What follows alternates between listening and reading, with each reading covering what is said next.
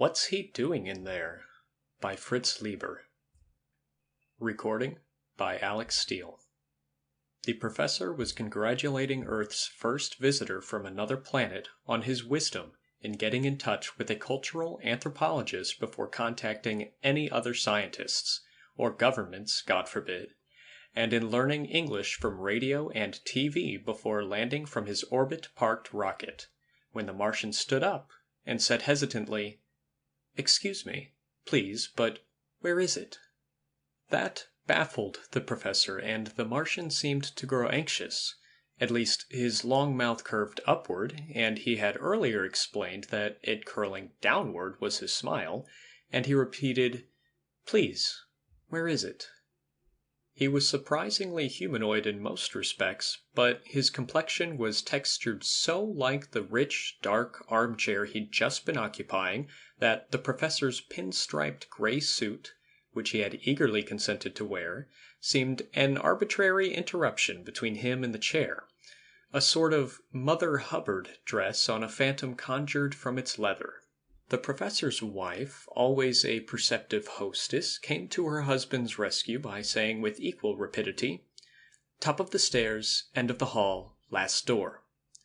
The Martian's mouth curled happily downward, and he said, "Thank you very much," and was off.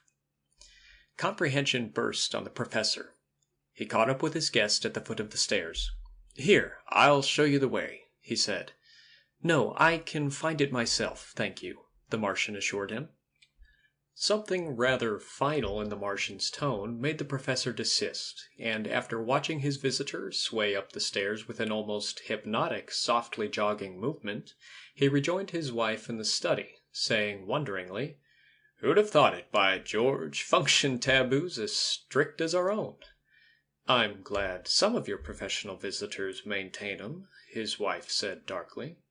"But this one's from Mars, darling, and to find out he's, well, similar in an aspect of his life is as thrilling as the discovery that water has burned hydrogen. When I think of the day not far distant when I'll put his entries in the cross-cultural index—" He was still rhapsodizing when the professor's little son raced in. "Pop, the Martian's gone to the bathroom." "Hush, dear. Manners." "Now, it's perfectly natural, darling, that the boy should notice and be excited. Yes, son, the Martian's not so very different from us." "Oh, certainly," the professor's wife said with a trace of bitterness. "I don't imagine his turquoise complexion will cause any comment at all when you bring him to a faculty reception. They'll just figure he's had a hard night, and that he got that baby elephant nose sniffing around for assistant professorships." "Really, darling, he probably thinks of our noses as disagreeably amputated and paralyzed." "Well, anyway, Pop, he's in the bathroom. I followed him when he squiggled upstairs." "Now, son, you shouldn't have done that. He's on a strange planet, and it might make him nervous if he thought he was being spied on. We must show him every courtesy. By George, I can't wait to discuss these things with Ackerley Ramsbottom. When I think of how much more this encounter has to give the anthropologist than even the physicist or astronomer—" He was still going strong on his second rhapsody when he was interrupted by another high-speed entrance. It was the professor's coltish daughter. "Mom, Pop, the Martian's—" "Hush, dear. We know." The professor's coltish daughter regained her adolescent poise, which was considerable. "Well, he's still in there," she said. "I just tried the door and it was locked." "I'm glad it was," the professor said, while his wife added, "Yes, you can't be sure what—" and caught herself. "Really, dear, that was very bad manners." "I thought he'd come downstairs long ago," her daughter explained. "He's been in there an awfully long time. It must have been a half-hour ago that I saw him gyre and gimble upstairs in that real-gone way he has, with Nosy here following him." The professor's coltish daughter was currently soaking up both Jive and Alice. When the professor checked his wristwatch, his expression grew troubled. "By George, he is taking his time. Though, of course, we don't know how much time Martians— I wonder—" "I listened for a while, Pop," his son volunteered. "He was running the water a lot." "Running the water, eh?"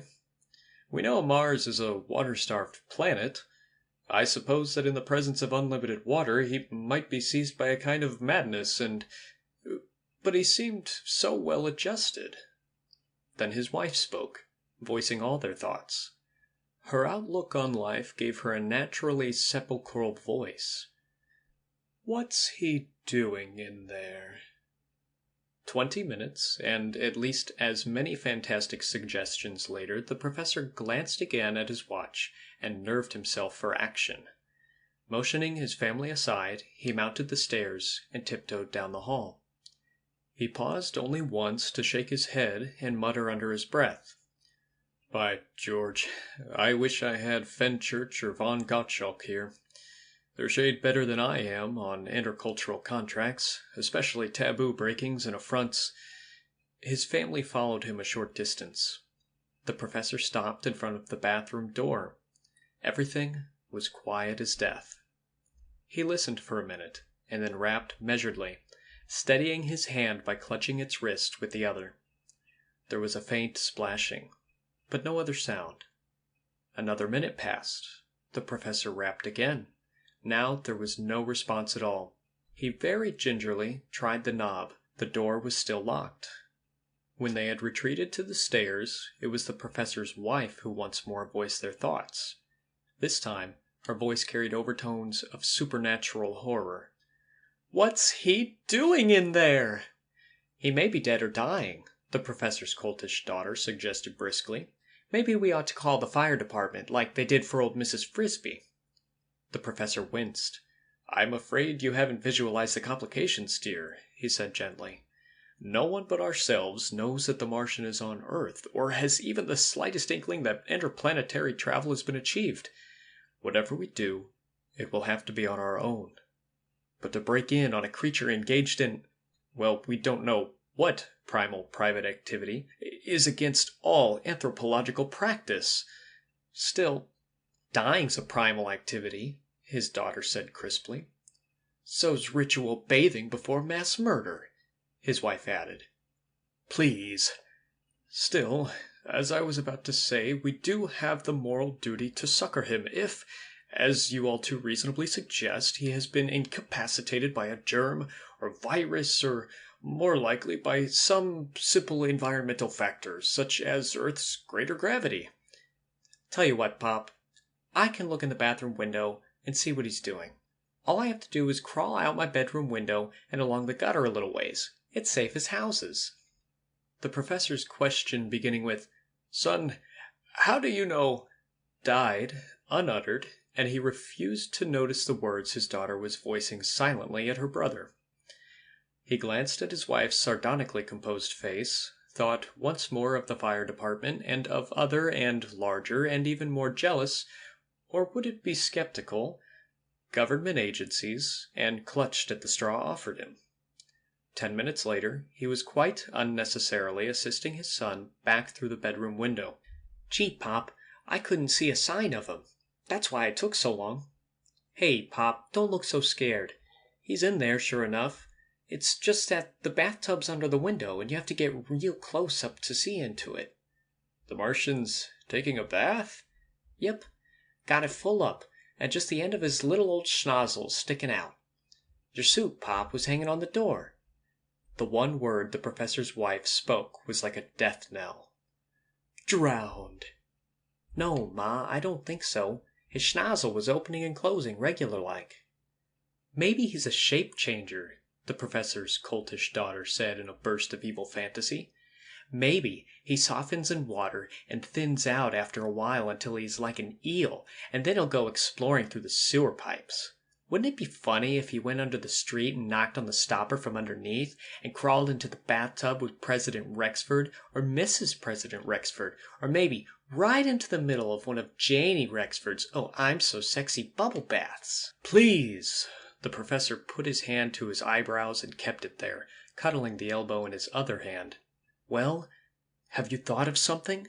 the professor's wife asked him after a bit. "What are you going to do?" The professor dropped his hand and blinked his eyes hard and took a breath. "Telegraph Fenchurch and Ackerley Ramsbottom and then break in." he said in a resigned voice, into which, nevertheless, a note of hope seemed also to have come.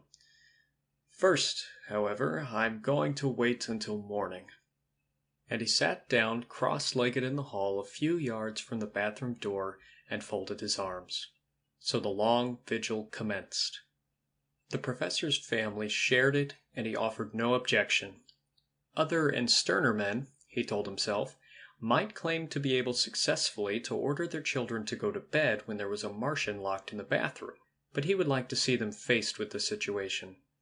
Finally, dawn began to seep from the bedrooms. When the bulb in the hall had grown quite dim, the professor unfolded his arms. Just then, there was a loud splashing in the bathroom. The professor's family looked toward the door. The splashing stopped, and they heard the Martian moving around. Then the door opened, and the Martian appeared in the professor's gray pinstripe suit. His mouth curled sharply downward in a broad alien smile as he saw the professor. "Good morning," the Martian said happily. "I never slept better in my life, even in my own little wet bed back on Mars." He looked around more closely, and his mouth straightened. "But where did you all sleep?" he asked. "Don't tell me you stayed dry all night. You didn't give up your only bed to me." His mouth curled upward in misery. "Oh, dear," he said. "I'm afraid I've made a mistake somehow. Yet I don't understand how. Before I studied you, I didn't know what your sleeping habits would be. But that question was answered for me. In fact, it looked so reassuringly homelike. When I saw those brief TV scenes of your females ready for sleep in their little tubs. Of course, on Mars, only the fortunate can always be sure of sleeping wet. But here, with your abundance of water, I thought there would be wet beds for all." He paused. "It's true I had some doubts last night, wondering if I'd used the right words and all. But then, when you rapped 'good night' to me, I splashed the sentiment back at you and went to sleep in a wink. But I'm afraid that somewhere I've blundered and—" "No, no, dear chap," the professor managed to say. He had been waving his hand in a gentle circle for some time in token that he wanted to interrupt. "Everything is quite all right. It's true, we stayed up all night. But please consider that as a watch, an honor guard, by George, which we kept to indicate our esteem." End of What's He Doing in There? By Fritz Leiber. Recording by Alex Steele.